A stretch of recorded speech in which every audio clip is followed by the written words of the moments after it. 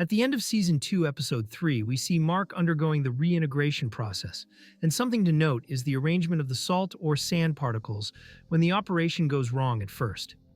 It's scattered, then corrects to 4 circles, similar to what we see at the bottom of the screen when we find out about Cold Harbor. We never saw Petey's reintegration, so we do not know if this is unique to Gemma and Mark or not, but I believe this is related to the person's brainwaves, which I will go over later.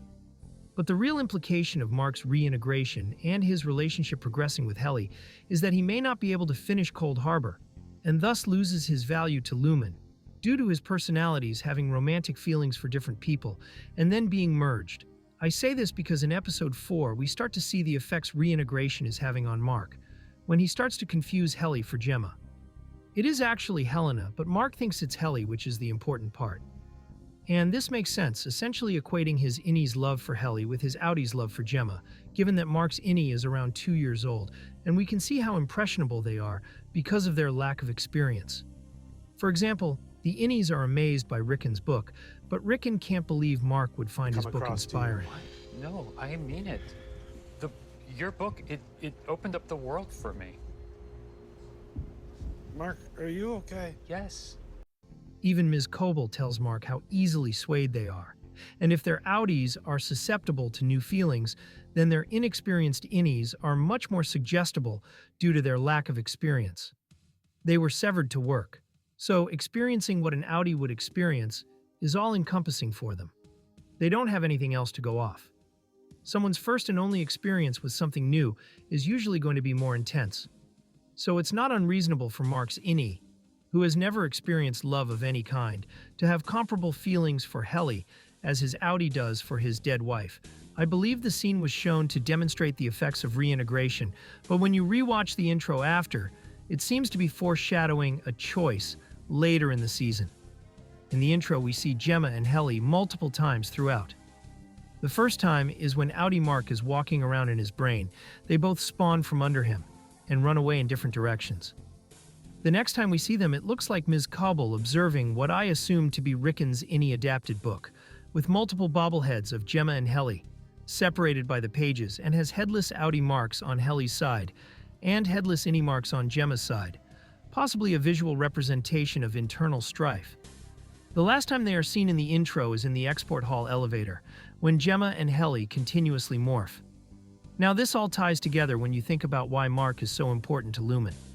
It's been pretty clear that they'll do whatever he wants, because he is the only one who can finish Cold Harbor.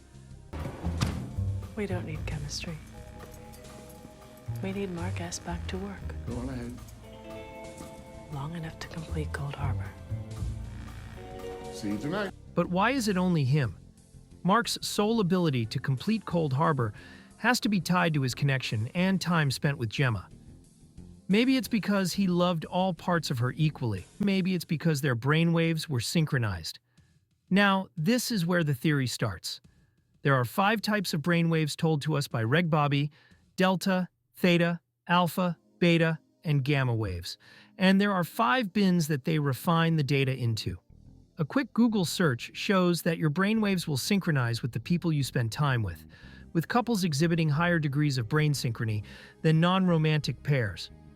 Now that Mark's relationship is progressing further with Helly, his brainwaves are synchronizing more to her than Gemma, coupled with the reintegration, explaining the intro and the scene in Episode 4 where he is confusing them. So during the reintegration scene, when it is not going as intended, represented by Mark's hand rising unintentionally, prompting Reg Bobby to say the last thing you'd want your surgeon to say, "Shit." They show the salt, which is disorganized. But when it starts to work, it is synchronized with the picture we see at the bottom of the Cold Harbor file. Reg Bobby mentions that Petey did not follow her instructions after the procedure resulting in his death, and I would not be surprised if part of the process Petey didn't follow with Reg Bobby was to return to her for further checkups, hence the many missed calls on the cell phone Petey left in Season 1. So I think Mark will return to her for a checkup, and the salt substance and his brainwaves will be different due to his bond with Helly.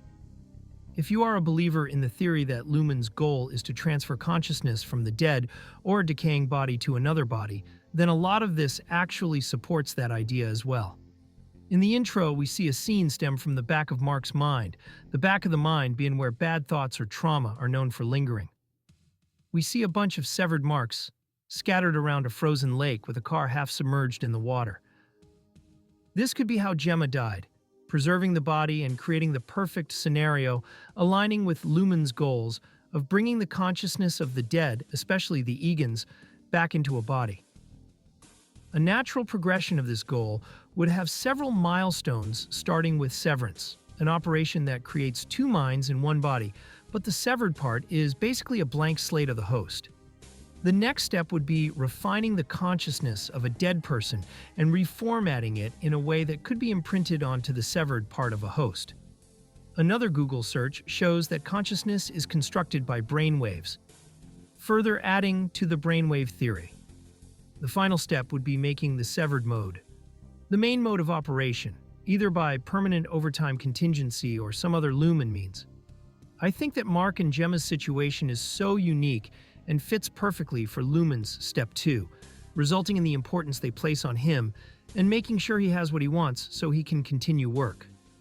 It also explains why Ms. Cobel is loyal to Lumen even after being fired and turns the car around on her way to Salt's Neck. She sees the breathing tube of her presumed mother in the passenger seat, and it reminds her of what her goal is, to bring her back as well. What do you think of the theory? Do you think that Mark will have to choose between Helly and Gemma?